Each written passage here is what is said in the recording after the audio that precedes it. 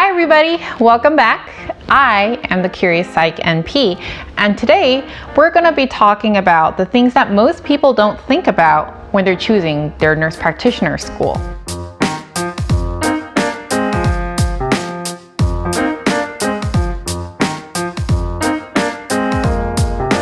I'm sure everybody's familiar with the doctorate versus master's program debate, or the traditional school versus the online program debate, and we'll cover these in other episodes because they definitely deserve their own screen time. But today, what I really wanted to focus on is what most students don't realize while they're trying to look for their new nurse practitioner school. I am not only a nurse practitioner, but I have a lot of mentees or preceptees, and I also work as a clinical instructor, so I'm very familiar with the whole admission process and different things that people fail to realize and how that can actually really hold you back in the end. So this is me really trying to help you guys out in making your school experience a really good one, a really educational one, and at the end of the day, worth your time and money. So with that being said, here are the 4 things you should think about before choosing your psychiatric mental health nurse practitioner school.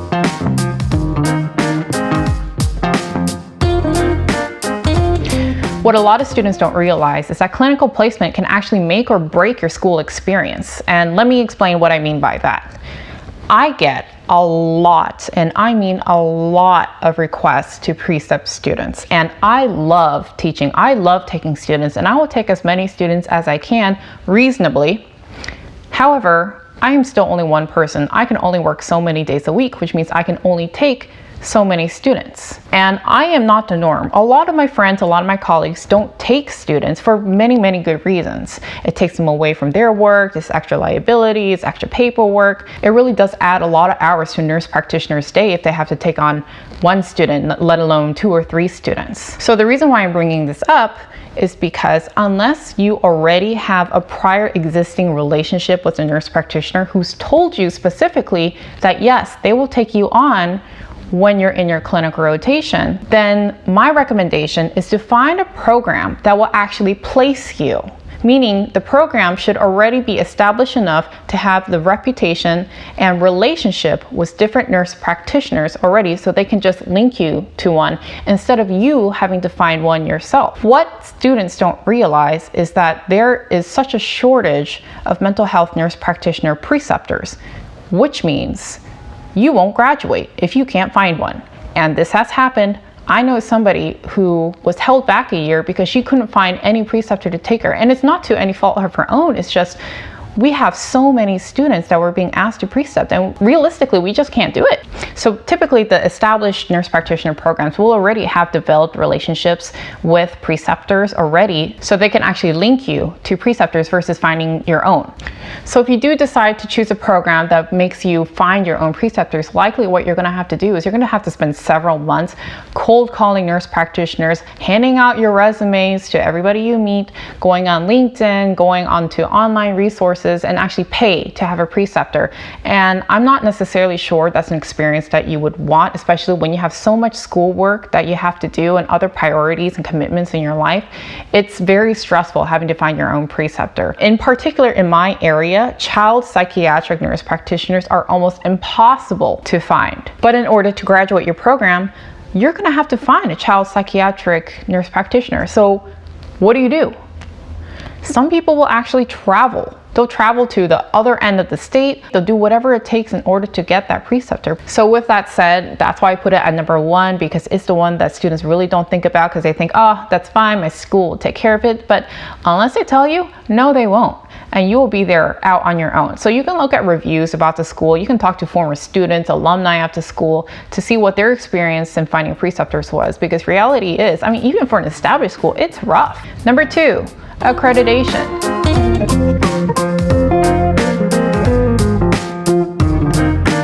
Why is this important? It sounds like such a no-brainer. Of course, your school needs to be accredited if you're going to be able to get your license from the BRN and be able to start working as a nurse practitioner.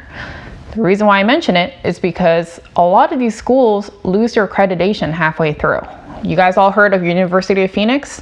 That's a real thing that happened. University of Phoenix had tons and tons of different students, and then halfway through they lost their accreditation. So what happens to all those students? That's it. They got to start all over. None of those classes count. So this is the risk that you run into, especially with a lot of the newer programs that are online only. So if you don't have a brick and mortar place to actually complain to or to talk to, and it's online only, and they're a new program, if they don't respond to your emails, what kind of accountability do you really have for them? So I would say find a school that's been established long enough and has a good enough track record that you know and you feel confident that they're going to stay accredited at least as long as you're in that program. I actually know somebody who had to go to 3 different schools because the first 2 schools became disaccredited halfway through her program. So not only did she have to reapply to a new school, but then she also had to retake all those classes because none of those previous classes counted. So in the end, she had to take the classes 3 different times for it to count. So please, please, please, just for your own sake, don't try to cheap out. Don't try to take the easy way out. If they promise you something that sounds way too good to be true, chances are it probably is. So do your research. Number 3, prior experience. Okay, so this one, sometimes I get some pushback on, and the reason for that is because there's a lot of people now entering the mental health field with no prior psychiatric nursing experience, and they're telling me that they want to become psych nurse practitioners. Fantastic, great, yay, I'm super happy for you. Here's the thing, how do you know that's what you want to do? Unless you actually work in the field, you have no idea what it's like to manage psychiatric patient behavior on a daily basis. And psychiatric patients, they can tell. They can tell if you're uncomfortable. They can tell if you're not used to what you're doing, and it makes them feel uncomfortable too. It might make them feel anxious, it might make them feel agitated. Truthfully, it's not very fair for the patient if you're not comfortable with the population. And just for yourself, know that psychiatric mental health nurse practitioner is not for everybody. And I'm going to do a whole video about whether or not you should become a psychiatric nurse practitioner if that's something that you do want to do, but that is something to consider. Different programs may or may not require experience level, and here's the reason why I really advocate for you to go to one that does require experience. If they don't require experience, just realize that any student that they accept in the classes, they will be teaching to the lowest common denominator, meaning they'll be teaching to the level of the experience that the person in the class with the least amount of experience has. So it could be 2 years, or it could be nothing.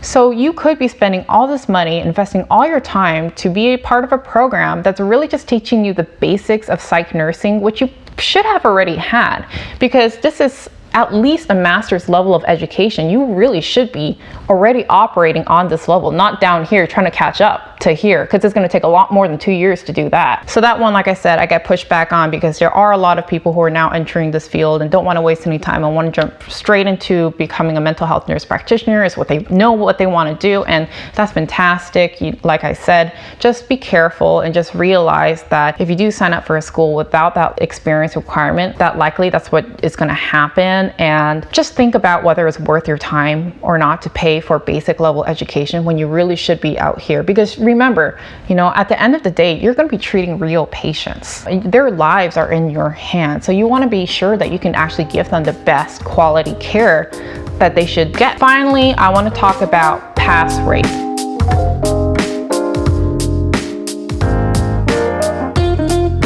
No matter how speedy a school says they're going to get you through their program, no matter how little money it might be, if their pass rate is like 60%, that's not a good school. I'm sorry, it's just really not. You're just kind of gambling your money away. You might actually get better odds playing blackjack or something. Versus a school that has an established program, an established curriculum, and you can see that they have several years of students passing the first time for their license with 95%, 99%, 100%. Me personally, I would much rather invest my time and money into a program that offers that versus a program where, yeah, I can get out in half the time and it's half as expensive, but I'm also gambling with my pass rate.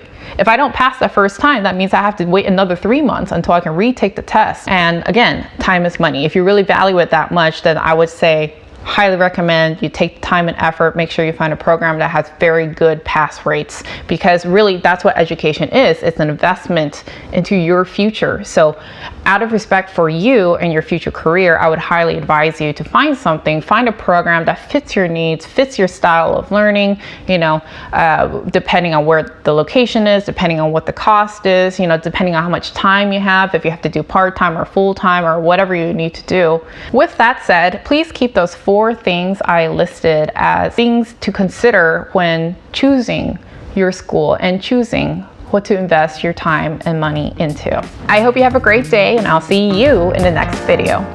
See ya.